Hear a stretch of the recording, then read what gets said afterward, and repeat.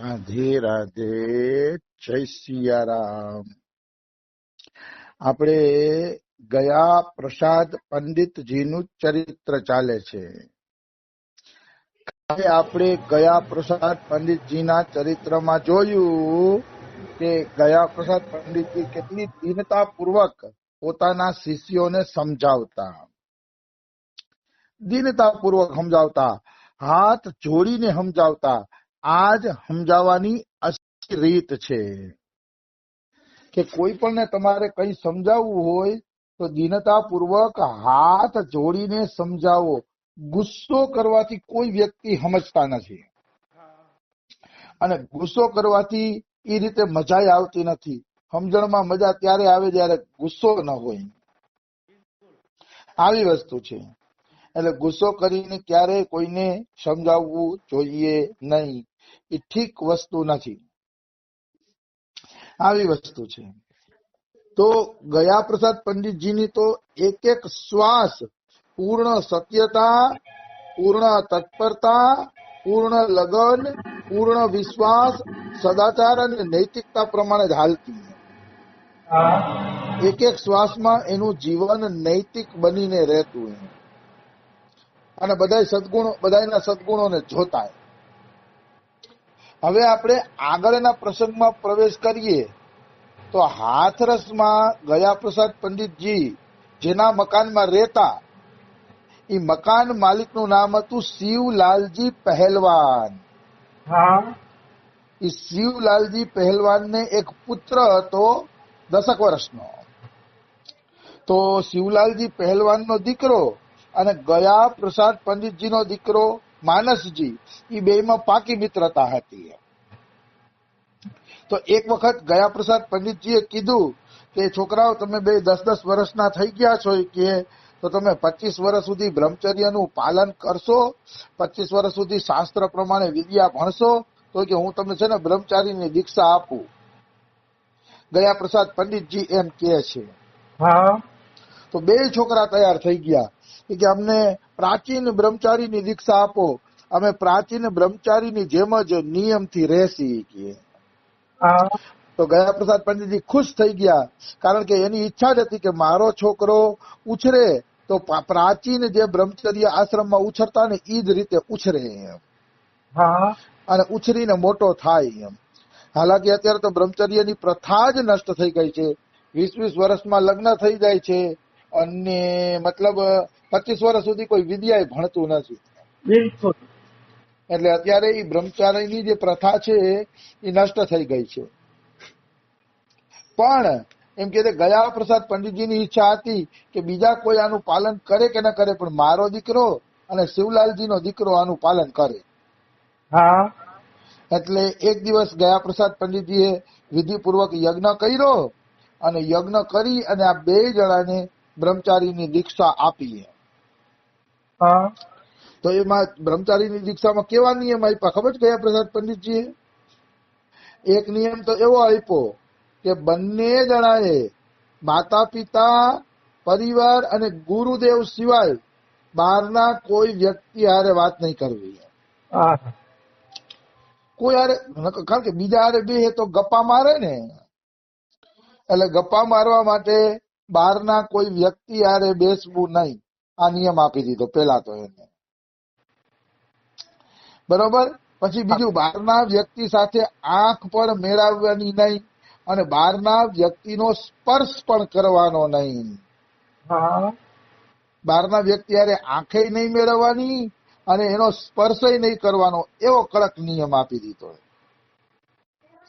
પછી બ્રહ્મચારીના વેશમાં અચલા કૌપીન પહેરીને 25 વર્ષ સુધી રહેવાનું.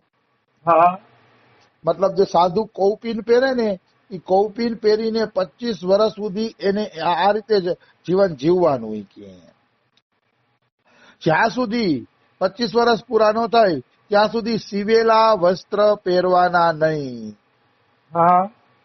સીવેલા વસ્ત્ર પહેરવાની મનાઈ હતી ગયા પ્રસાદ પંડિતજી તરફથી. પછી ધરતી ઉપર જ સુવાનું, જોયું પ્રાચીન બને ધરતી ઉપર જ સુવાનું, અને પછી રોજે રોજ પૂજા પાઠ, જપ, સેવા અને ચિંતન કરવાનું. પ્રતિદિન રોજે રોજ, અને સાત્વિક આહાર લેવાનો અને સાત્વિક ખોરાક ખાવાનો, ઉત્તેજક કે માદક પદાર્થ ક્યારેય ખાવા જોઈએ નહીં. આ 5 નિયમ આપ્યા. હવે આ 5 નિયમ સાધકોને પણ લાગુ પડે છે. બિલકુલ. આ 5 નિયમ કેવલ ઓલા છોકરાઓ માટે જ નથી, આપણે બધાને આ લાગુ પડે છે કે આપણે બને ત્યાં સુધી કોઈ બહારના વ્યક્તિ હારે ખોટી વાત ન કરીએ, ખોટી લપજપ ન કરીએ. ઘણા માણસો ગપ્પા મારવા બેસી જાય તો ગપ્પા જ માયરે રાખતા હોય છે. ઈ સારું નથી. બહારના વ્યક્તિ હારે ઉઠક બેઠક ઓછી જ હોવી જોઈએ. જે ભજન નથી કરતો એની હારે ઉઠક બેઠક કરશો ને તો તમારું ભજન અવશ્ય નષ્ટ થશે, એમાં કોઈ શંકા નથી. બિલકુલ. એમાં કોઈ શંકા નથી. એટલે બને ત્યાં સુધી બહારના વ્યક્તિઓ સાથે ભાલો ન ખાઈ બે, ભાલો ન પહેરબે, ગ્રામ્ય ચર્ચા ના કરી બે, ના સુનબે. ચૈતન્ય મહાપ્રભુએ રઘુનાથદાસ ગોસ્વામીને કીધું હતું. ભાલો ન ખાઈ બે એટલે સારું ખાવા પીવાની આશા નહીં રાખવાની, ભાલો ના પહેરબે, સારું પહેરવાની અપેક્ષા નહીં રાખવાની. અને ગ્રામ્ય ચર્ચા એટલે જ્યાં નિંદા ટીકા થતી હોય ત્યાં ક્યારેય બેસવું નહીં. આ ચૈતન્ય મહાપ્રભુનું પણ સૂત્ર છે, જેમને રઘુનાથદાસ ગોસ્વામીને આપ્યું હતું. આવી વસ્તુ છે. પછી આ સાધકને લાગુ પડે છે કે કૌપિન તો ચાલો પહેરે કે ન પહેરે, બહારનો પહેરવેશ છોડો, હાલો જવા દો આપણે.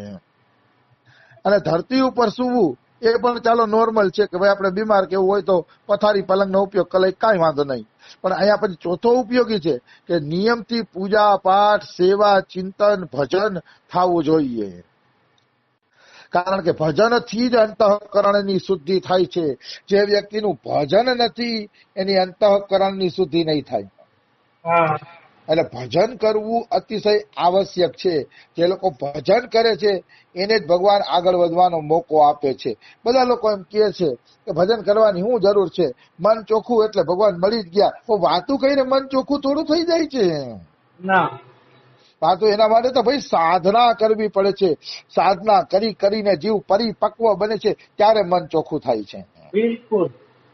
મને ઘણા અહીંયા કહેતા હોય અમારું તો મન ચોખ્ખું છે, અમારે ઈ જ ભજન. એમ હું હસું એને કઈ કહું નહીં કે ભાઈ એમ થોડું મન ચોખ્ખું થાય છે.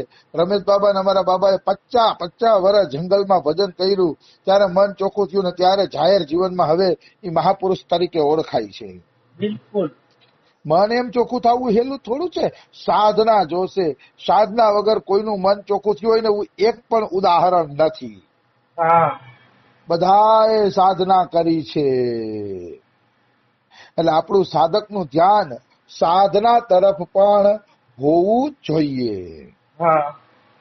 અને છેલ્લું છે સાત્વિક ખોરાક જ લેવાનો, ઉત્તેજક અને માદક પદાર્થોને ખાવા નહીં. તો એ તો આપણા જેવા સાધકોને પણ લાગુ પડે છે. જે લોકો ઉત્તેજક ને માદક પદાર્થ ખાય છે, પાન ફાકી આ તે જે કાંઈ, એ ઠીક નથી ભક્તિ માર્ગની અંદર. એનો બને ત્યાં સુધી ત્યાગ કરી દેવો જોઈએ. તો ગયા પ્રસાદ પંડિતજીના આ 2 છોકરાઓ બ્રહ્મચર્યનું પાલન કરીને ભગવાનનું ભજન કરવા માંડ્યા અને વિદ્યાનું અર્જન કરવા માંડ્યા, ભણવા માંડ્યા. બધાય બ્રહ્મચારીના નિયમ પાલન કરે અને એને જોઈને ગયા પ્રસાદ પંડિતજી ખુશ થાય કે આ છોકરાઓ કેવા સરસ નિયમ પાલન કરે છે. ખુશ થતા ગયા પ્રસાદ પંડિતજી એને જોઈને. એમાં શિવલાલ પહેલવાનનો છોકરો હતો ને, એ તો ગયા પ્રસાદ પંડિતજીના છોકરા કરતા આગળ હતો. બહુ કડકાઈથી નિયમ પાલન કરતો. કેવી રીતે એનું એક દ્રષ્ટાંત આપ્યું છે. એક વખત શિવલાલ પહેલવાનનો દીકરો કોઈ દારૂ ગોળાથી કઈક રમત રમતો હશે. 10 જ વર્ષની ઉંમર હતી, 10-11 ની, અને દારૂ ગોળાથી રમત રમતો હતો ને, એ દારૂ ગોળો હેડગો ને તો એના આંગળા ભરી ગયા. કોઈ વધુ દારૂ ગોળો નતો, થોડોક જ દારૂ ગોળો હતો. આપણે ફુવારા કરીએ ને ફૂલજર, એવા થોડાક દારૂ ગોળાથી એ રમતો હતો. અને એને ફૂલજર કરી તો એ ફૂલજરમાં એના હાથ બળી ગયા. હાથ બળી ગયા એટલે શિવલાલ પહેલવાનના છોકરાને તાબડતોબ હોસ્પિટલે લઈ જવામાં આવ્યા. હોસ્પિટલે લઈ ગયા ને તો ડોક્ટર આવ્યા ને તેને મોઢું ફેરવી લીધું. કારણ કે ગયા પ્રસાદ પંડિતજીએ નિયમ આપ્યો હતો કે 25 વર્ષ સુધી કોઈ અજાણ્યા વ્યક્તિ હારે બોલવું નહીં અને એની તરફ જોવું પણ નહીં.